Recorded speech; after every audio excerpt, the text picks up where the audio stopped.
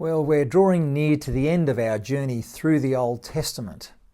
And where it actually seems that this is a good time to continue for just another week in the book of Psalms, because for centuries, the worshipping Israelites at the temple, the rebuilt temple after the exile, they continued to meditate on the scriptures and to sing them and to internalize them. It was during this latter period of the Old Testament that the book of Psalms actually took its final form as the prayer book of Israel. And so our aim this week is going to be to reflectively engage with the text of 5 Psalms taken from the liturgical worshipping life of Israel. The source materials of these Psalms come actually from the time of the kings of Israel, and yet we receive them after they were published for use in the temple and were for centuries sung with some kind of musical accompaniment. They were used year after year, adapted as new settings came and went, but they were always part of the worshipping life of God's people. So today we're going to reflect upon Psalm 53, which begins with a superscript. For the director of music, according to Mahalath, a maskil of David. So the psalm is a maskil, which means that it's a teaching psalm, one that imparts wisdom. So most likely a Mahalath suggests that it's to be sung while accompanied on a string instrument, perhaps something like a lute. The message of the psalm was considered so foundational that it is, with just a few minor amendments, it's actually a repeat of Psalm 14. It was thought so important that it should be sung twice through the lectionary cycle of temple worship. And so the psalm begins. The fool says in his heart, there is no God. Now, the fool is an often used figure in wisdom literature. Characteristically, the fool does not honour or fear God. They refuse to believe that they will one day give an account of themselves to God. They live for pleasure in the immediate, satisfying their own desires without any thought of the future. In short, they lack wisdom. In the book of Proverbs, the fool is represented actually as a prostitute, Lady Folly, who is the antithesis of Lady Wisdom, the lady who is famously represented at the conclusion of the book of Proverbs as the woman, the wife of noble character. So here the fool character is represented not as a male or a female, but actually as a kind of a collective person. The fool is described in the plural. This is what that category of person is like. They are corrupt, and their ways are vile. There is no one who does good. God looks down from heaven on all mankind to see if there are any who understand, any who seek God. Everyone has turned away. All have become corrupt. There is no one who does good, not even one. The disturbing thing about this fool character is that all humanity finds itself in this category in one way or another. The foolishness seems universal. There's a little bit of this virus in all of us.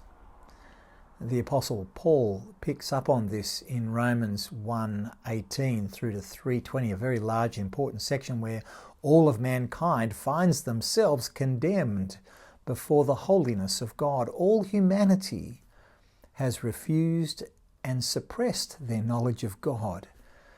That general revelation where all of creation testifies to God's reality and his nature, that he is great and holy and supreme over all. Just as the Psalms say elsewhere, the heavens declare the glory of God, the skies proclaim his works. But the fool refuses this knowledge. They say there is no God. That's why the psalm characterises the fool as ignorant. They lack knowledge, specifically the knowledge of God. Do all these evildoers know nothing? They devour my people as though eating bread. They never call on God. The final characteristic of the fool is that they never call on God. Since they have been given over to ignorance of God, they do not know him, they never call on God. Which, by the way, is a little bit like me saying, I've never met the King of England, so he must not actually exist. The guy on TV, he's just an actor, and since the King of England doesn't exist, I won't bother calling him. It's a self-defeating logic. So thus far, this psalm all sounds very bleak. It sounds like every single human being has been consigned to the category of the fool, accountable before God for their sins committed because of their refusal to acknowledge God. But there is hope. Not every single human remains in this category. We know this because at very least the psalmist speaks from a different perspective. And if there is one wise person who addresses this wisdom song to others for their instruction, there must be hope, a way out. Well, what is the way out? The remainder of the book of Romans actually gives us the details of God's commitment to glorify his name by having mercy on some, his righteousness revealed in the gospel of Jesus Christ. Now, we might profitably follow this line of thought through the whole book of Romans, but we're not going to do that now. What we find here instead is that although God's people seem hopelessly condemned to folly, God acts to save and protect them. Indeed, he has already done this, verse 5. But there they are, that is, God's people. There are God's people. They are overwhelmed with dread where there was nothing to dread.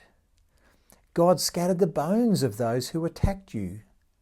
You put them to shame, for God, you despise them.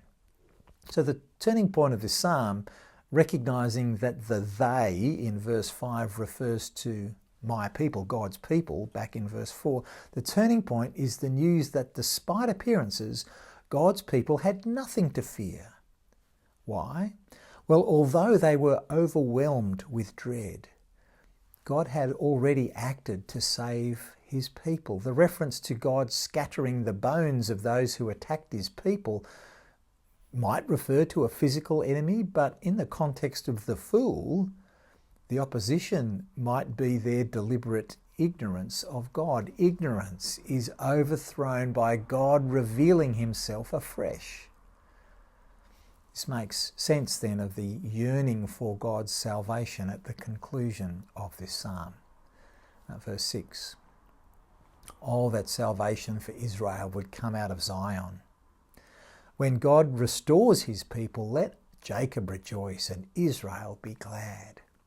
So having been overwhelmed by the dread of being lost and alone in the universe, having been saved by God from the foolishness of atheism, there is no God, God's people turn to him and they plead for salvation. Oh, that salvation for Israel would come out of Zion.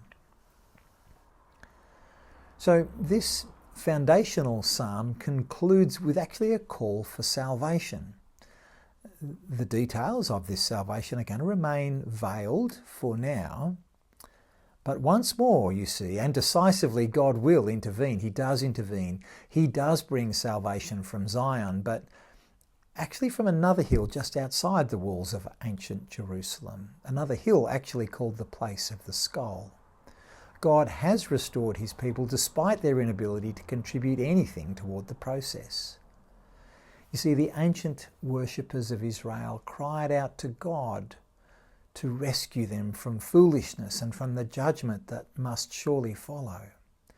The good news of the Christian gospel that in Christ God has done exactly that is something we celebrate. We take the wisdom of this psalm seriously. It does lead us towards great humility as we find ourselves with only the mercy of God to rely upon, to trust, unable to do anything except depend on his grace. Left to our own devices, we're just fools caught in our blindness. We are the dumb being led by dumber. But then, bursting through, comes the good news that God has already saved us from the very thing that we dreaded. Romans 3:21. But in our time something new has been added. What Moses and the prophets witnessed to all those years has happened. The God setting things right that we read about in the Old Testament has become Jesus setting things right for us. And not only for us, but for everyone who believes in him.